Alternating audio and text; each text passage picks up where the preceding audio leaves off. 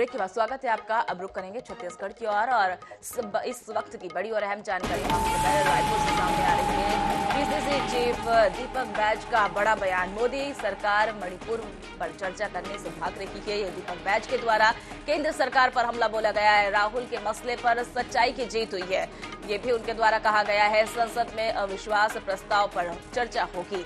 मुझे विश्वास जो है राहुल गांधी की संसद सदस्यता जो है वापस मौजूद रहेगी, ये भी उनके द्वारा कहा गया है। बड़ी और अहम जानकारी हम आपको बता रहे हैं। दीपक बैज के द्वारा केंद्र सरकार पर हमला बोला गया है और उनके द्वारा कहा गया है कि मणिपुर मामले पर मोदी सरकार जो है वो बच रही है, जांच उनके द्वारा नहीं कराई जा रही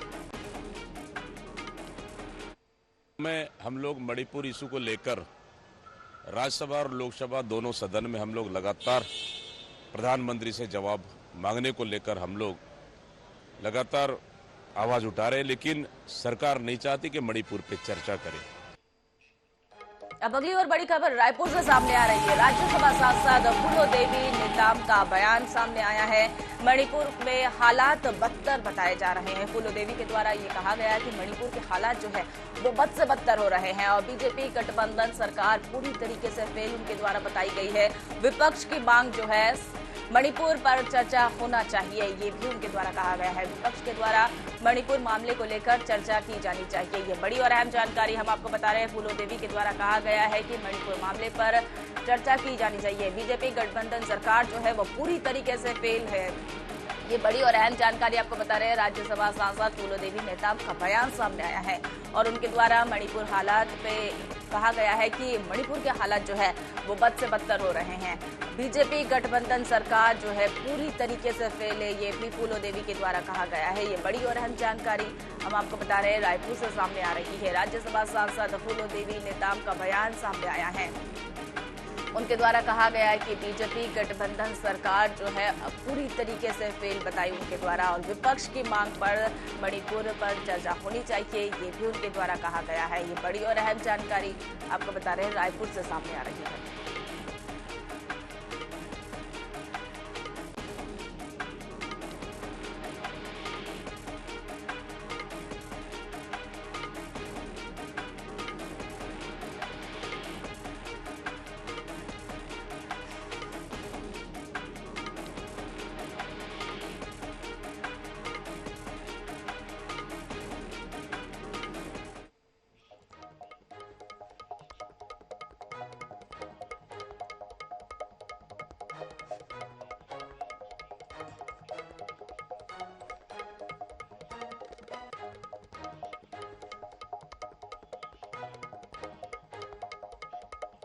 केंद्रीय स्वास्थ्य मंत्री और छत्तीसगढ़ बीजेपी के चुनाव प्रभारी मनसुख मंडाविया ने शुक्रवार को रायगढ़ प्रवास पर रहे और वहीं बीजेपी पदाधिकारियों और कार्यकर्ताओं के साथ बैठक की गई और वहीं रायगढ़ में पीएम के प्रस्तावित दौरे को लेकर बैठक में चर्चा की गई है।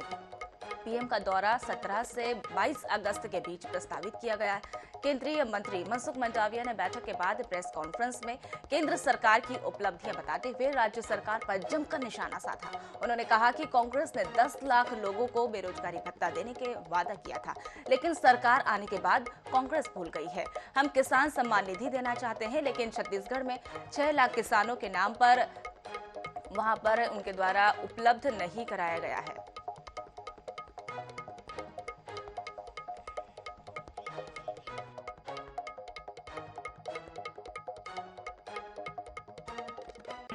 ट्रांसफर में सभी जगह पे करप्शन ही करप्शन चल रहा है। छत्तीसगढ़ की जनता, छत्तीसगढ़ के युवा, छत्तीसगढ़ की महिलाओं, छत्तीसगढ़ में रहने वाले एससी एसटी समाज, सभी लोग करप्शन से त्रस्त है। उसको अपना अधिकार नहीं मिल रहा है और मुझे लग रहा है कि आने वाले दिनों में होने वाले इलेक्शन में छत्तीसगढ़ में परिवर्तन होगा, बघेल सरकार जाएगी।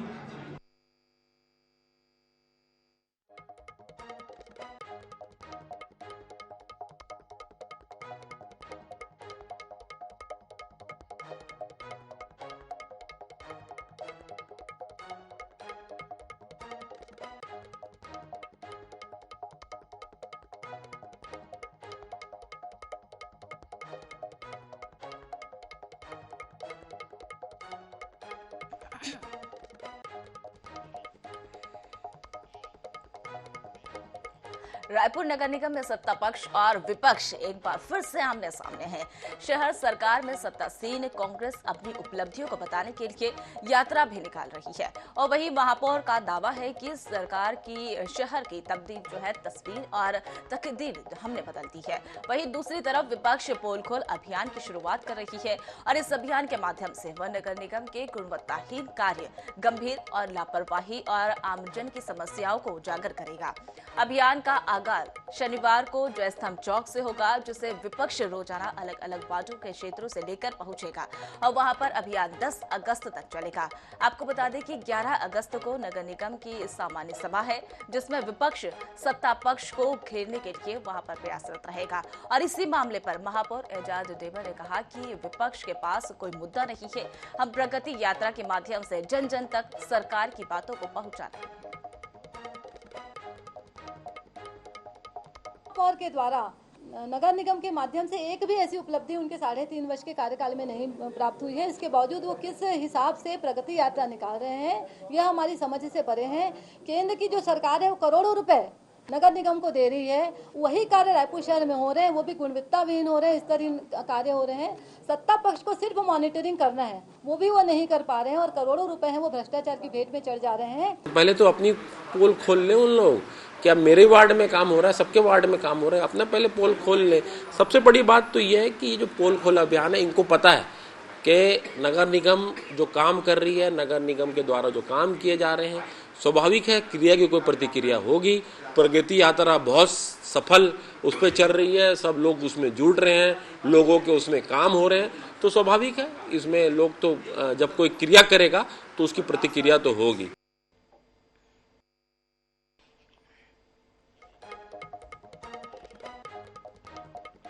छत्तीसगढ़ में केंद्र सरकार से प्रदेश को मिलने वाली राशि को लेकर एक बार फिर से सियासत गरमा गई है। वहीं बीजेपी ने जहां केंद्र से मिली राशि का दुरुपयोग और घोटाला का आरोप लगाया है, तो वहीं कांग्रेस ने प्रेस कॉन्फ्रेंस कर केंद्र सरकार के छत्तीसगढ़ से टैक्स के रूप में जो वसूला किया है उसी राशि और प्रदेश को मिलने वाले केंद्रांश को आंकड़े उनके द्वारा जारी कर दिए गए हैं। कांग्रेस ने प्रेस कॉन्फ्रेंस में संचार प्रमुख सुशील आनंद शुक्ला ने कहा कि बीजेपी के नेता कहते हैं कि छत्तीसगढ़ केंद्रीय योजनाओं के भरोसे चल रहा है, जबकि हकीकत उसमें उलटकर है। और वहीं आर्थिक विशेषज्ञों से जुटाए गए आंकड़ों के अनुसार बीते 5 सालों में मोदी सरकार ने छत्तीसगढ़ से 4,61,000 करोड़ रुपए के से अधिक वहां पर वसूला गया है और पिछले 4 सालों में प्रदेश को महज 1.37 लाख करोड़ रुपए की जो राशि मिली है या छत्तीसगढ़ में राजस्व के रूप में वसूला किया गया है और इसी राशि के महज 29% है, जबकि यूपीए सरकार के समय में प्रदेश में किए गए टैक्स वसूली में 68% की राज्य सरकार को उनके द्वारा लौटाई गई थी और इसलिए बीजेपी के नेता एहसान जताना बंद करें।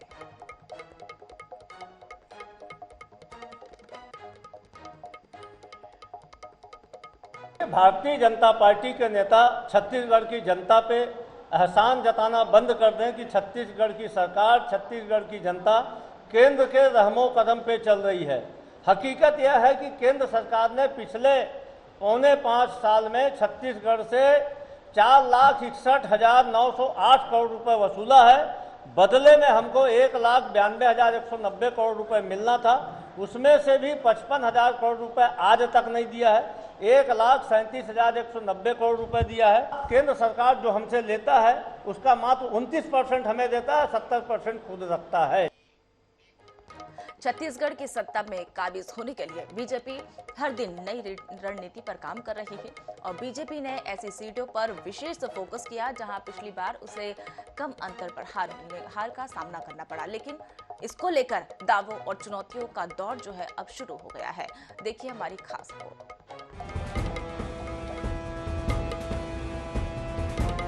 छत्तीसगढ़ में भाजपा और कांग्रेस दोनों ही सियासी दल सत्ता में काबिज होने एड़ी चोटी का जोर लगा रहे हैं। कांग्रेस ने जहां 75+ सीटों का लक्ष्य रखा है, वहीं भाजपा ऐसे सीटों पर खास तौर पर फोकस करने जा रही है जहां भाजपा और कांग्रेस के बीच जीत का अंतर 10 से 20,000 के बीच था। भाजपा ने प्रदेश की लगभग 50 ऐसी सीटों को चिन्हित किया है। भाजपा का कहना है भाजपा लगातार हर सीट पर जीत की रणनीति के तहत काम कर रही है। पूर्व मंत्री ब्रजमोहन अग्रवाल भाजपा की जीत का दावा करते हैं। वहीं 7 कैबिनेट मंत्री रविंद्र चौबे ने कहा है कि भाजपा दहाई के अंक को भी पार करे तो बड़ी जीत होगी, क्योंकि उनको इस बात का आभास हो गया है कि कांग्रेस की स्थिति जो 2018 में थी वो स्थिति अब 2023 में भारतीय जनता पार्टी की होने वाली है। इस बात का आभास उनको हो गया है, और क्योंकि बिल्ली के भाग से छीका हमेशा नहीं टूटता है, और इस समय जनता जिस प्रकार से नाराज है उनको सबक सिखाएगी और भारतीय जनता पार्टी की सरकार बनाएगी। पिछले चुनाव में भी छत्तीसगढ़ में कहा था कि भारतीय जनता पार्टी 65 पार और हम 68 पार से छत्तीसगढ़ में सरकार बनाए। अभी वो 50 सीट कह रहे हैं, मुझे लगता है कि अभी विधानसभा में उनकी गिनती केवल 13 की है। दहाई तक भी वो पहुंच जाए तो छत्तीसगढ़ में भाजपा को ये समझ लेना बहुत बड़ी जीत हो जाएगी। ऐसी है भाजपा की रणनीति। प्रदेश के सभी जिलों में घर घर दस्तक देंगे कार्यकर्ता। केंद्र सरकार की योजनाओं को हितग्राहियों और आम लोगों तक पहुंचाएंगे। केंद्रीय मंत्रियों और बड़े नेताओं की ऐसी सीटों पर होगी सभाएं और रैलियां। प्रधानमंत्री नरेंद्र मोदी ऐसी चुनिंदा सीटों पर करेंगे आम सभाएं। हर सीट पर बेहतर इलेक्शन और बूथ मैनेजमेंट पर फोकस। छत्तीसगढ़ में जैसे जैसे चुनाव करीब आ रहा है, सियासी दलों के बीच रणनीतिक और जुबानी जंग भी तेज होती जा रही है। ऐसे में भाजपा और कांग्रेस के 50 बनाम 75 सीटों के लक्ष्य में किसे मिलेगी सफलता और किसके हिस्से आएगी निराशा, यह तो आने वाला वक्त बताएगा। फिलहाल दोनों ही पार्टी एक एक सीट पर सियासी गोटी फिट करती नजर आ रही हैं। रायपुर से INS 24/7 के लिए गौरव शर्मा की रिपोर्ट। छत्तीसगढ़ में बीजेपी सत्ता वापसी के लिए नए नए प्रयोगों का सहारा ले रही है और अब पार्टी दूसरे राज्यों के चुनाव प्रबंधन में माहिर विधायकों को एक एक विधानसभा क्षेत्र की जिम्मेदारी भी देने जा रही है। विधायक जल्द ही प्रदेश का दौरा कर सीट और संभावित प्रत्याशियों को लेकर अपनी रिपोर्ट सौंपेंगे। छत्तीसगढ़ में भाजपा को 2018 के चुनाव में करारी हार का सामना करना पड़ा था, लिहाजा अब भाजपा सत्ता वापसी के लिए नई नई रणनीतियों पर काम कर रही है। इसी के तहत गुजरात, महाराष्ट्र और दूसरे प्रदेशों के 90 भाजपा विधायक यहां आने वाले हैं।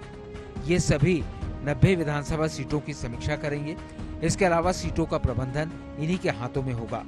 ये विधायक सीटवार मुद्दों, जातिगत समीकरणों, छत्तीसगढ़ियावाद और बेहतर प्रत्याशियों के बारे में रिपोर्ट देंगे।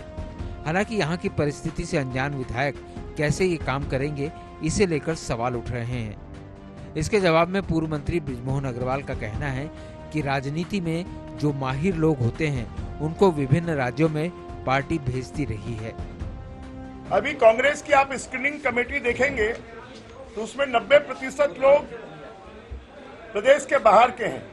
तो जो राजनीतिक प्रक्रिया होती है, उस राजनीतिक प्रक्रिया में जो राजनीति में माहिर लोग होते हैं उनको विभिन्न राज्यों में पार्टी भेजती है और उसी के तहत 90 विधानसभाओं की समीक्षा करने के लिए, वहां की स्थिति की जानकारी लेने के लिए प्रदेश से देश के 90 विधायक आकर 7 दिन रहेंगे और वो सभी विधानसभाओं की समीक्षा कर केंद्रीय नेतृत्व को रिपोर्ट देंगे। महाराष्ट्र और गुजरात के विधायकों के छत्तीसगढ़ में मोर्चा संभालने पर कांग्रेस विधायक व संसदीय सचिव विकास उपाध्याय ने कहा कि भाजपा को अब मतलब है, इसलिए छत्तीसगढ़ में फोकस कर रही है।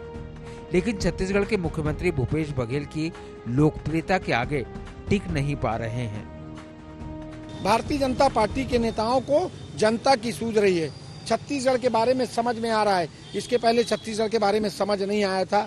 अलग अलग प्रयास कर रहे हैं, अलग अलग प्रदेश से अलग अलग फार्मूला अप्लाई करने का काम कर रहे हैं। कितने बार प्रदेश के अध्यक्ष को बदला गया, कितने बार नेता प्रतिपक्ष को बदला गया, अलग अलग तरीके से, लेकिन सभी चीजें इनकी फेल हो जा रही है क्योंकि जनता ने इनका विश्वास, जनता के बीच में इनका विश्वास खत्म हो चुका है।